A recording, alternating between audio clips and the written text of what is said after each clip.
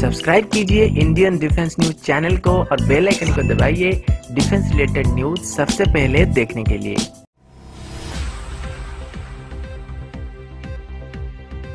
नमस्कार दोस्तों, मैं अंश आप सबका फिर से बहुत बहुत स्वागत करता हूं डिफेंस टॉक के एक नए एपिसोड, जहां पर हम आप सबके लिए रोज नए नए डिफेंस अपडेट्स लेके आते हैं। तो चलिए देर ना करते हुए आज की वीडियो शुरू करते हैं। दोस्तों, आज की पहली update T-90 main battle tank को लेके है।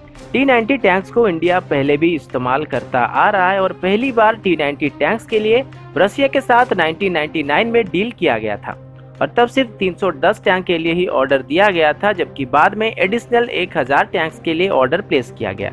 इनको लोकली मैन्युफैक्चर किया जाने वाला था और अभी इन टैंक्स को हेवी व्हीकल फैक्ट्री अवाड़ी में मैन्युफैक्चर किया जाता है। अब इन टैंक्स के ज्यादातर इक्विपमेंट्स को इंडिया में ही बनाया जाता है, जबकि कुछ इक्विपमेंट्स को अभी भी रशिया से इंपोर्ट करना पड़ता है। 1.5 साल पहले डिफेंस मिनिस्ट्री की तरफ से एडिशनल 464 T-90 टैंक्स के लिए ऑर्डर दिया जाने वाला था और 18 महीने की डिले होने के बाद अभी इस डील को साइन किया जाने वाला है और इन सारे टैंक्स को अब इंडिया में ही मैन्युफैक्चर किया जाएगा और इनके कुछ पार्ट्स को रशिया से लाए जाएंगे, जिनको यहाँ पर असेंबल किया जाएगा। इसके लिए 2016 में डिफेंस एक्विजिशन काउंसिल की तरफ से 3,500 करोड़ सैंक्शन किए गए थे और अभी इस डील को आगे बढ़ाने के लिए कैबिनेट कमेटी के अप्रूवल मिलने का इंतजार किया जा रहा है। इन टैंक्स को लेके अभी 10 नए रेजिमेंट बनाए जाएंगे, जिनको स्पेशली वेस्टर्न बॉर्डर में तैनात किया जाएगा। अगला अपडेट तेजस की तरफ से है। कुछ दिन पहले हिंदुस्तान एरोनॉटिक्स लिमिटेड की तरफ से 83 तेजस MK-1A के लिए करीब 50,000 करोड़ का डिमांड किया गया था, जो कि इंडियन एयरफोर्स और गवर्नमेंट के साथ साथ काफी सारे लोगों को भी ठीक नहीं लगा था। डिफेंस मिनिस्ट्री की तरफ से अभी एक कॉस्टिंग कमेटी को बनाया गया है, जो कि अब हिंदुस्तान एरोनॉटिक्स लिमिटेड के द्वारा मैन्युफैक्चर किए जाने वाले तेजस की प्रोडक्शन कॉस्ट को अच्छी तरह से एग्जामिन करेंगे कि एक्चुअली इसमें कितना खर्चा हो रहा है और 60 दिन के अंदर ये कमेटी डिफेंस मिनिस्ट्री के सामने अपना रिपोर्ट पेश करेगी। अब सब जानते हैं कि तेजस ने एक बार फिर से अपने डेडलाइन को मिस कर दिया है और अभी तक तेजस को FOC मिल जाना चाहिए था और अभी तक सिर्फ 9 ही तेजस को इंडियन एयरफोर्स को डिलीवर किया गया है, लेकिन फिर भी हमारे घटती हुई स्क्वाड्रन स्ट्रेंथ को देखते हुए FOC स्टैंडर्ड के और भी तेजस को आगे चल के इंडियन एयरफोर्स में इंडक्ट किया जा सकता है। अगला अपडेट सुखोई 30 MKI को लेके है। आप सबको पता होगा कि कुछ ही दिन पहले ही एक सुखोई 30 MKI क्रैश हो गया था, लेकिन वो इंडियन एयरफोर्स की फ्लीट में शामिल नहीं हुआ था। वो सिर्फ एक अंडर प्रोडक्शन यूनिट था जिसका टेस्ट फ्लाइट किया जा रहा था। इसके सारे टेस्ट किए जाने के बाद ही इसे इंडियन एयरफोर्स को डिलीवर किया जाता, लेकिन इसकी डिलीवरी होने से पहले ये क्रैश हो गया था और HAL की तरफ से अभी इसके लिए करीब 273 करोड़ का इंश्योरेंस क्लेम किया गया है। अभी तक हमने करीब 8 सुखोई 30 MKI को खो दिया है। पहला और दूसरा क्रैश करीब 2009 में हुआ था और इंडियन एयरफोर्स की तरफ से इसके बाद 2 नए सुखोई 30 MKI के लिए भी ऑर्डर प्लेस कर दिया गया था। उसके बाद 2011 से 2017 तक हमने करीब 5 सुखोई 30 MKI खो दिया है, जिनका रिप्लेसमेंट नहीं किया गया और उनके बदले नए जेट्स को इंडक्ट नहीं किए गए। और रिसेंटली जो सुखोई 30 MKI क्रैश हुआ है, हालांकि वो इंडियन एयरफोर्स में शामिल नहीं हुआ था, लेकिन तब भी उस जेट के बदले इंडियन एयरफोर्स को एक नया जेट नहीं मिल पाएगा। लेकिन अगर HAL के जगह पर कोई दूसरी फॉरेन कंपनी होती तो उन्हें कंपलसरी एक नया जेट को डिलीवर करना पड़ता और सारे लॉस उस कंपनी को झेलना पड़ता। लेकिन HAL एक इंडियन कंपनी है, तो जो भी लॉस हुआ है वो इनडायरेक्टली हमारा ही लॉस हुआ है। और अगर HAL एक दूसरा जेट इंडियन एयरफोर्स को डिलीवर करता है, तब भी इंश्योरेंस प्राइस को छोड़ के बाकी प्राइस को इंडियन एयरफोर्स और HAL को बियर करना पड़ेगा। अगला अपडेट काटसा एक्ट और 2+2 डायलॉग मीटिंग को लेके है। डिफेंस मिनिस्टर निर्मला सीतारमण जी ने रिसेंटली एक स्टेटमेंट में कहा है कि इंडिया और यूनाइटेड स्टेट के बीच होने वाली 2+2 डायलॉग मीटिंग, जो कि 2 बार पोस्टपोन किया जा चुका है, वो अब सितंबर के फर्स्ट वीक में होने वाली है। साथ ही S-400 डील को भी इंडिया बहुत ही जल्द साइन करने वाला है।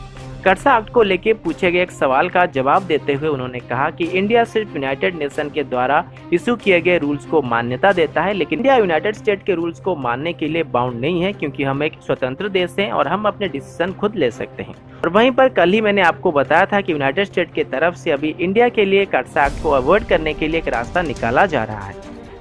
अगला अपडेट पाकिस्तान को लेके। दोस्तों, पिछले महीने आप लोगों ने सुना होगा कि पाकिस्तान टर्की के साथ 30 T-129 अटैक हेलीकॉप्टर की डील को लेकर नेगोशिएशन कर रहा है। इन हेलीकॉप्टर से पाकिस्तान अपने पुराने हेलीकॉप्टर्स की फ्लीट को रिप्लेस करने वाला है। इस डील की कीमत करीब $1.5 बिलियन है और इसके साथ टर्की की तरफ से पाकिस्तान को एमुनेशन, लॉजिस्टिक्स, स्पेयर और ट्रेनिंग फैसिलिटी भी प्रोवाइड की जाएगी। इससे पहले पाकिस्तान को चाइना की तरफ से भी अपने जेट 10 हेलीकॉप्टर्स को ट्रायल करने के लिए दिया गया था, जो कि शायद पाकिस्तान को इतना पसंद नहीं आया था। T-129 के बारे में अगर आपको ज़्यादा जानकारी चाहिए तो हमने पहले ही LCH और T-129 के बीच एक कंपैरिजन वीडियो बनाया हुआ है। अगर आपने वो वीडियो नहीं देखा है तो उसे आप जाके देख सकते हैं, उसका लिंक आपको डिस्क्रिप्शन में और वीडियो के अंत में मिल जाएगा। दोस्तों, अगला अपडेट कश्मीर इशू को लेके है। आप सबको पता होगा कि कश्मीर में अभी हालात कैसे हैं। वहाँ पर रोज पत्थरबाजी होती है, कभी आतंकवादी घुस आते हैं और जिस जगह को धरती का स्वर्ग माना जाता है अभी उसकी हालत नर्क से भी बदतर है। और अभी कश्मीर को दोबारा से स्वर्ग बनाने के लिए और इंडिया पाकिस्तान के बीच कश्मीर को लेके जो भी इशूज हैं उनको आसानी से रिजॉल्व करने के लिए एक सुपर डुपर मास्टर प्लान को पेश किया गया है। आप लोगों को अभी हैरानी होगी कि आज तक किसी के मन में ऐसे आइडियाज क्यों नहीं आते, और ये आइडिया स्पेशली हमारे जम्मू एंड कश्मीर के former chief minister mister Farooq Abdullah साहब ने दिया है। और उनके मुताबिक कश्मीर इशू को हल करने के लिए कश्मीर में इंडिया और पाकिस्तान के बीच अभी जो रेगुलर बॉर्डर है उसे हटा के यूके और आयरलैंड के बीच जिस तरह के बॉर्डर का इस्तेमाल किया जाता है उस टेक्निक को इम्प्लीमेंट करना चाहिए।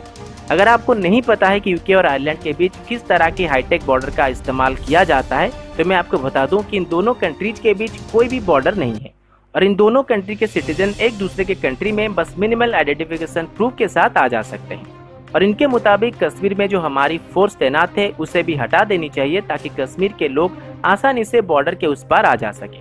और उन्होंने ये दावा किया है कि उनकी इस बात को लेके हर कोई सहमत नहीं होने वाला है, लेकिन इंडिया और पाकिस्तान से करीब 70 से 80% लोग उनकी इस बात को सपोर्ट करने वाले हैं। तो फारूक साहब के मुताबिक ऐसा करने से कश्मीर इशू को हमेशा के लिए रिजॉल्व किया जा सकता है।